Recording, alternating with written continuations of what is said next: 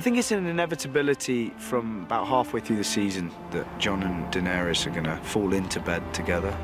And for us, as actors, it's just weird. The reality of what they are to each other, I don't know how that's gonna, I mean, I think kind of might be the reaction. I like looking at her and going, oh God, I'm sorry, let's go again. I think they both know it's wrong. I think they both know it's gonna cause problems. But it's that thing, when you suddenly feel that deeply about someone and you go through those events together, it's like a runaway train. You can't stop it happening. Father, Smith, warrior. To see that actually these were two people in love and that this whole thing that started off the series of Game of Thrones, Robert's Rebellion, was a total lie, is kind of like, man. And what's going to be interesting is, for Bran, it's like, what am I going to do with this? Because just as everything was coming together, everyone was going to join together to fight, inevitably Game of Thrones will tear us apart once more.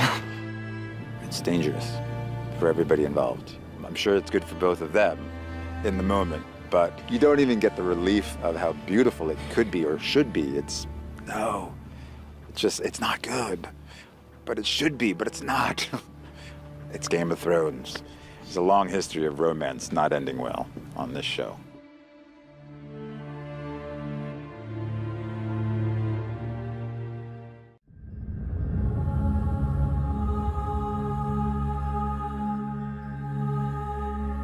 On the stage today, and I mean that literally, we have Daenerys, we have Cersei, we have Jon Snow, we have Tyrion, to name but a few, all very much on the edge of something disastrous happening. The mood is somber. It's, you know, world leaders uniting and disagreeing about how the world should be run. It can go south very quickly, and that's the brilliant part of the sequence, because you know how quickly things can turn on this show. It's a potential powder keg. So no matter what's happening, no matter who's meeting who, the potential for things to completely explode is always there.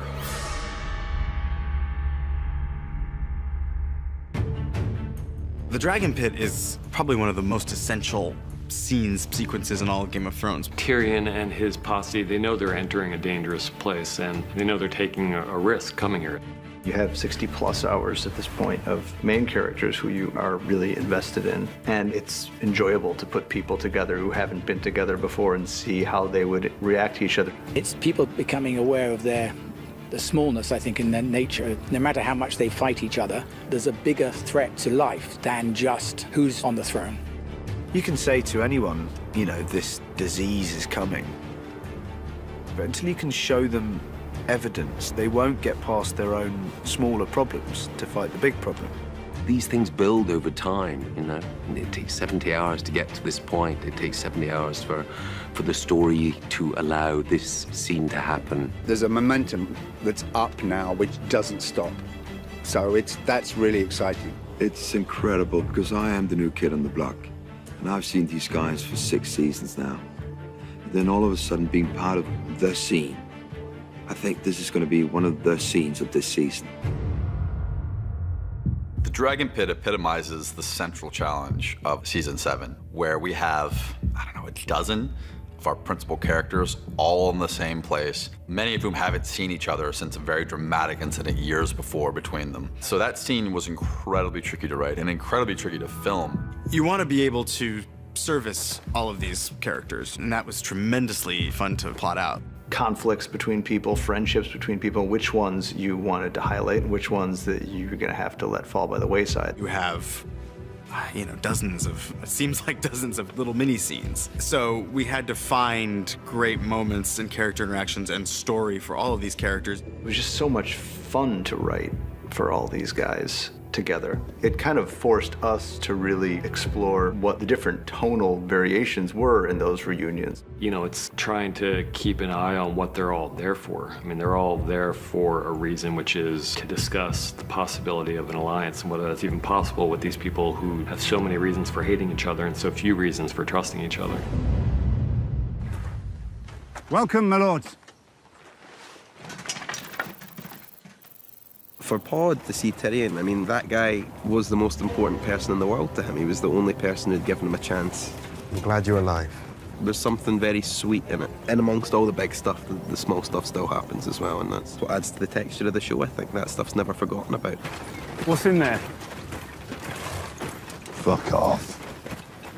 There's a really wonderful moment where Brienne spies the Hound, and she realizes that she has to sort of apologize, maybe for nearly killing him, maybe. But she also brings to him the news that she knows he wants to hear, that Arya is alive and Arya's home. Oh, that was a relief. Yeah, of course. And a concern, is she all right? Who's protecting her if you're here? The only one that needs protecting is the one that gets in her way. And then it turns out that we don't need to worry about Arya, because I've taught her everything. What I love about Tyrion and Bronn's relationship is they know exactly who they are. Tyrion prods him a little bit about how much Bronn is doing things out of self-interest. Don't you worry about me. I'm doing all right. Looking after myself. Are you? Helping me to arrange this meeting wasn't exactly looking after yourself, was it? It's your head Queen Cersei's offered a bag of gold for us, not mine. Knocks on his tin heart a little bit. Knows there's something in there. It's good to see you again. Yeah, you too. You have Cersei seeing Tyrion for the first time in a long time, her mortal enemy. So the first time they lock eyes when she walks in, that's a moment. It's really awkward. It's like I know family reunions for everyone are very awkward, but let's just say the Lannisters are a complicated bunch. She's held him responsible for the death of her mother and the death of Joffrey and her father. You know, she can't really take responsibility or deal with her own grief. She has to just blame everybody else, and that's part of her pain too. Lena gives me a look that I never want to see ever again. It almost flattened me. I wanted to hide. Met my brother. That was good. I had a standoff with him, which was great fun. That was great. Ignoring a very serious situation, the Hound just goes straight to him and goes, basically, you and me, pal, we haven't finished. You're getting it. There's a non-verbal 4 or 5 second thing between Cersei, Jaime, and Brienne. That's not even a line of dialogue. It's just a little mini scene built out of looks. It's sort of like one of the worst things that happens to you at school. I think it's Brienne's idea of absolute abject hell. Fighting the Hound wasn't abject hell, but a moment of having to deal with Jaime and Cersei is the most excruciating thing that could possibly happen to Brienne. She arrives with the Mountain and Jaime and like you say, the Kingsguard, and she's, pretty fierce. And then she realizes that Dany isn't here, and that pisses her off, obviously. And then, of course, Dany arrives on Dragon. I take Fashionably Late to brand new heights.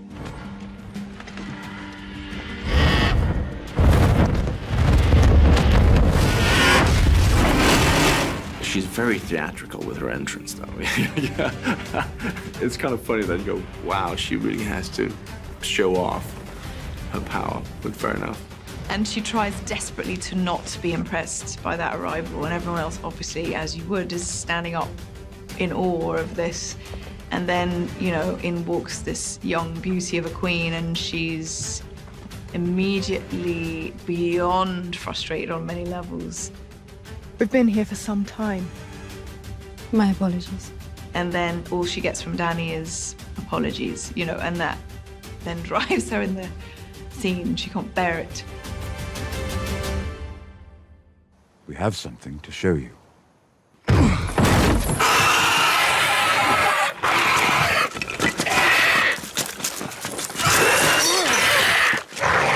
Well, for me, being a horror nerd, I was slightly giggly. So I was like, oh, my very own zombie. She has never, ever seen anything like this before. And this is a creature that defies her. This is a creature she doesn't know how to disable. She doesn't know how to kill. This is something else. Daenerys has seen it, and she's aware of it, and it's frightening, but she is just watching Cersei. Like, she just needs to know that this has affected her. You know, she's always had that notion of creatures like this, that they don't exist and it's nonsense. And so I think when he's there, she's back as a kid, just, you know, realizing everything her grandma, her nannies told her was real. She's staring into a face that she never thought existed. For Jamie, this is like definite proof that there is no choice. Clearly, this thing, we have to deal with this, and he believes them all. He believes his brother, but he also believes Daenerys and Jon Snow when they say that they saw 100,000 of these beings. That's where his head is. You know, the world could end in 5 minutes, but he is absolutely one-pointed, focused on, I have never seen this before. This is amazing. I could really do things with this, you know.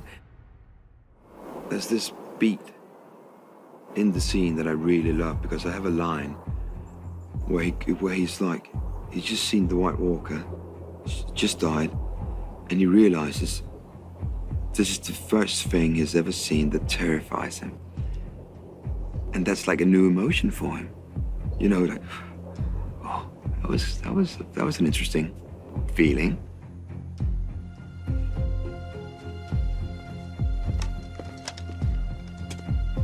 I'm going back to my island. You should go back to yours. When winter's over, we'll be the only ones left alive. And then it all rests. Her dragon's death, everything rests on Jon Snow just lying. The crown accepts your truce. In return, the king in the north will extend this truce.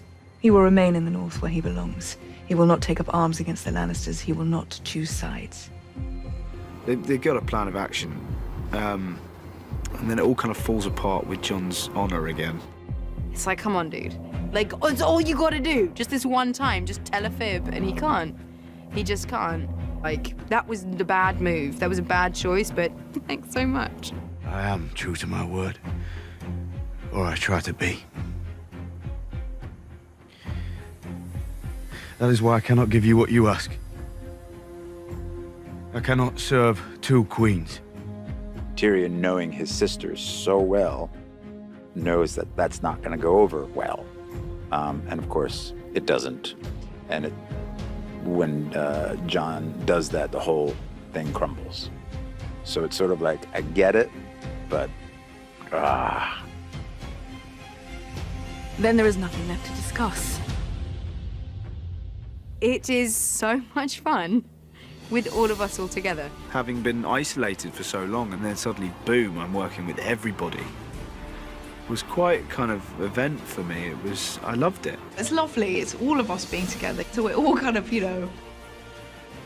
that was really exciting because we are all just a big happy family. And that extended to after work, unfortunately, because we had way too much fun. You know, usually like here, you're on set and then you have a couple of other actors to hang out with. Suddenly we were like 10, 15 at the same hotel. It was just a recipe for disaster. But it was fun though. Having been so invested in the show for so long, for so many years, it's just so thrilling. And I was personally very excited to finally meet Daenerys. And I hope for the fans that they see a satisfying realization of what I think they've all been maybe waiting for, is for these worlds to be collided. Those 10 days were 10 of the most enjoyable days I've ever spent doing this show, because it's all these people having such an excellent time just being in each other's company. I will never forget those days on that set. They were outstanding.